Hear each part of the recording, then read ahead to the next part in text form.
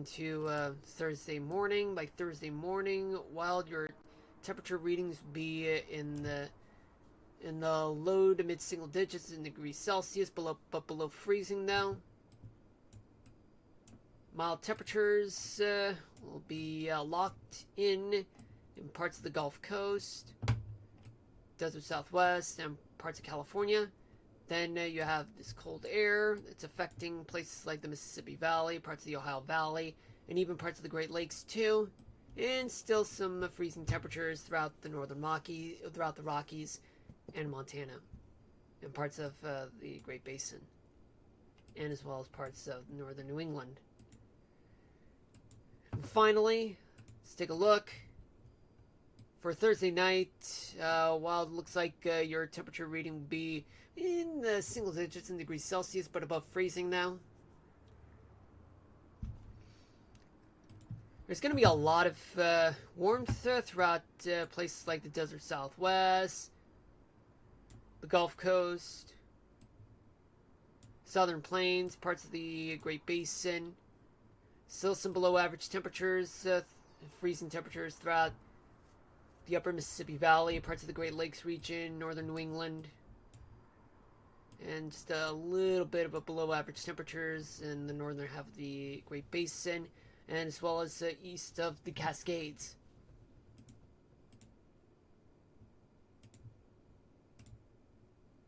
Dew point. While your dew point values be in the mid single digits in degrees Celsius below freezing, though, which means that you still get just a slight chance of snow showers or flurries. Hold on a minute.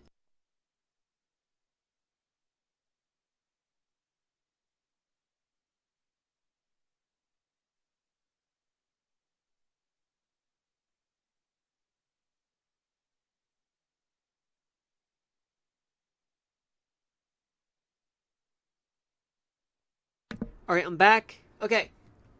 For folks in the U.S., there's a lot of dry air that's located throughout the eastern third of the United States, plus my area too, as a result of below freezing temperatures in parts of the eastern half of the country. But yeah, you do have some humidity throughout parts of South Florida, but not much though. But there's a lot of humidity throughout the West Coast. Something's going to give. And at that point, there will be some wet weather, but we'll see about that. But there is some humidity in parts of the Columbia River Valley, northern Idaho. For tomorrow morning, tomorrow night, though. See, for you, while you have dew point values, they'll be almost the same as in the early morning hours. But there's plenty of humidity in parts of South Florida, but very dry conditions throughout the southeast, the mid-Atlantic. Plenty of humidity throughout much of the West Coast. A tiny bit throughout the rest of Oregon, Washington, and parts of Idaho, and a few parts of the Great Plains region. Oh, and as well as the Western Gulf. Now let's tune in to Wednesday morning. Wednesday morning, while your dew point values go slightly up, just still below freezing, just about like maybe 2 degrees below freezing for dew point values.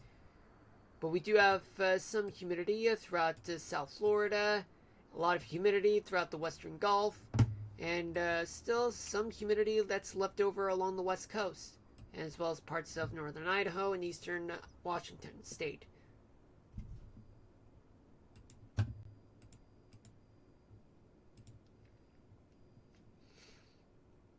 Let's take a look throughout Wednesday night. By Wednesday night, there's going to be a lot of humidity throughout much of the South.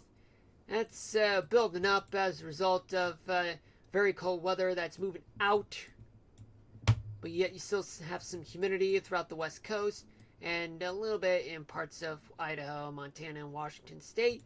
While for you, your dew point values would still be below freezing. But yet it'll mean that Wednesday night, it'll be dry.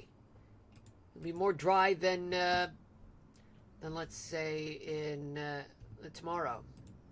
For Thursday morning, though, your dew point values be going down further since cold temperatures will be returning, though they'll be in the mid single digits in degrees Celsius, but below freezing, though. Humidity is all over throughout the Gulf Coast, but much more in the western side of the Gulf. California getting humidity a little bit in parts of the Pacific Northwest. And finally, while your dew point values be going, yeah, it's just a bit the same though. But there is a lot of humidity throughout the Great Plains region, much of the Gulf, much of California will have some humidity in parts of Washington State and Oregon. Let's take a look at Cape.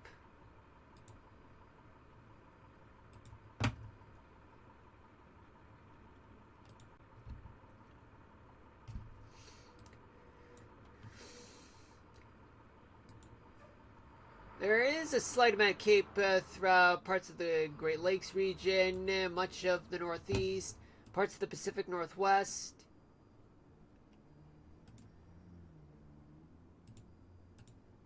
I don't know why I went there.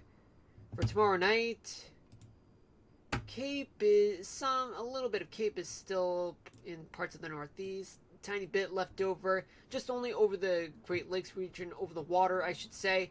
But there's a tiny bit throughout parts of the Northern Rockies, parts of the West Coast. Not a lot in the Florida Keys, though.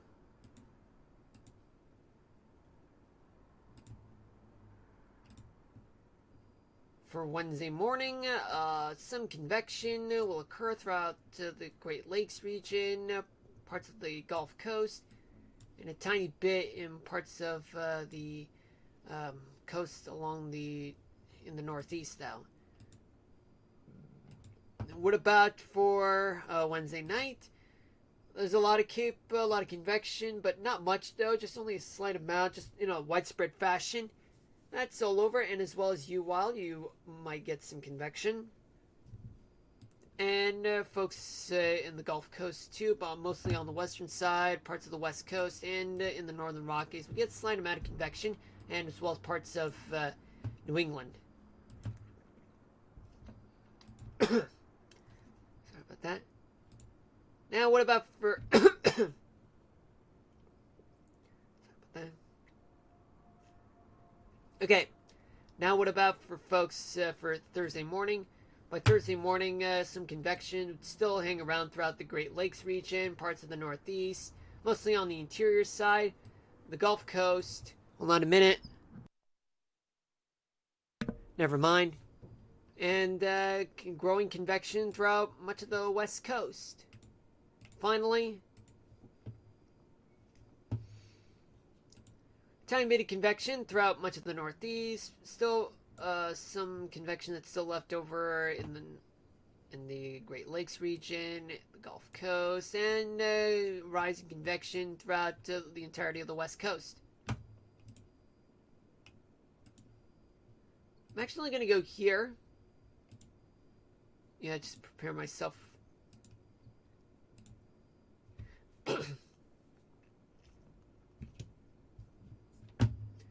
Alright, let's play the radar for you guys. Okay, so let's play the radar, and we're going to let it last until tomorrow morning, 7 a.m. Eastern Daylight Time. All that wintry weather still affecting the Great Lakes region, and some bit maybe in the form of wet snow, freezing rain, or sleet, depending on the temperature profile.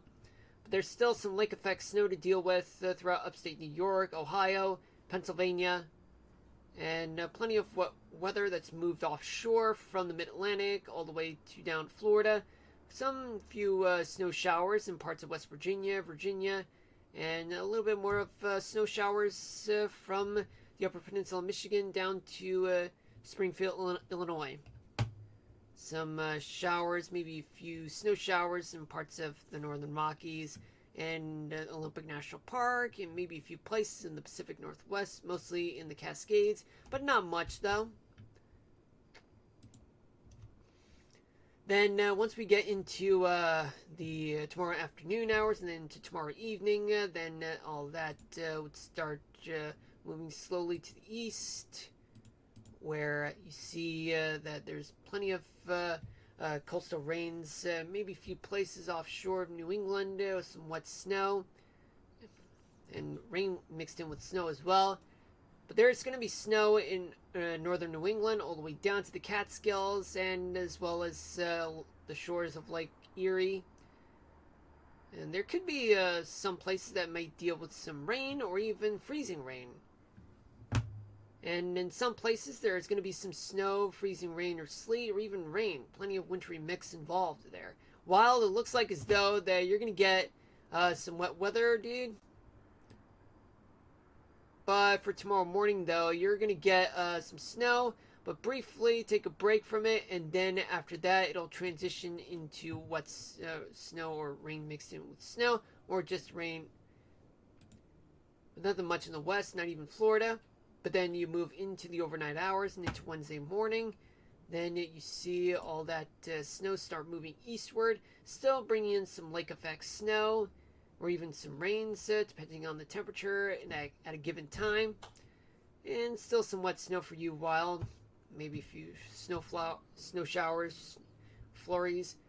And however, there's a chance that all that snow would melt in parts of Michigan, where it'll turn back to rain, or just rain with snow, or even wet snow for that matter.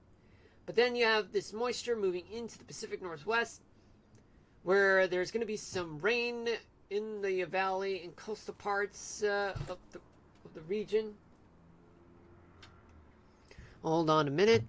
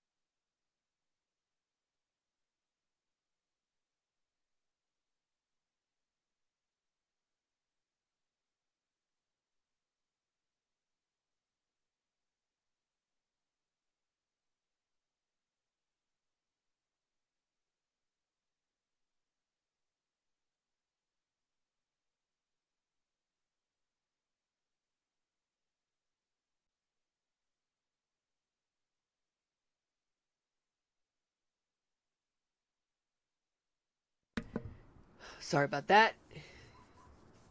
By Wednesday morning, there's going to be plenty of snow to deal with. Well, I don't know if I already told you this, but there's still going to be some snow, maybe a little bit of rain mixed in with snow. For folks in the Pacific Northwest, plenty of valley and coastal rains, maybe a few mountain snow, freezing rain that could get mixed in as well. And in the Great Lakes region in Michigan, there's going to be plenty of rains to deal with. Maybe some places may still deal with some wet snow or just snow. Then we move forward into the afternoon hours and into Wednesday evening, in which there's going to be all that moisture. It'll slightly warm up though. There's plenty of rains in upstate New York, but in the Adirondacks, all that will transition to snow. But otherwise, a few places might get some rain mixed in with snow in some places. While your weather might dry up, though all that wintry weather would start melting. But then you have some coastal rains plaguing throughout places like San Francisco, Portland, Seattle, and maybe in a few places in the Cascades there could be some freezing rain or snow, but not much though. But then you work your way into the overnight hours and into Thursday morning, in which all that moisture in the northeast would start moving away, but then you still have some wet weather in the form of rain, in the form of either rain or snow or a mix of both. But you still have some snow in the Adirondacks, the northern northern parts of New England, like Vermont and New Hampshire, with some snow there. But there's going to be a lot of rain throughout the West Coast, but in the Sierra Nevada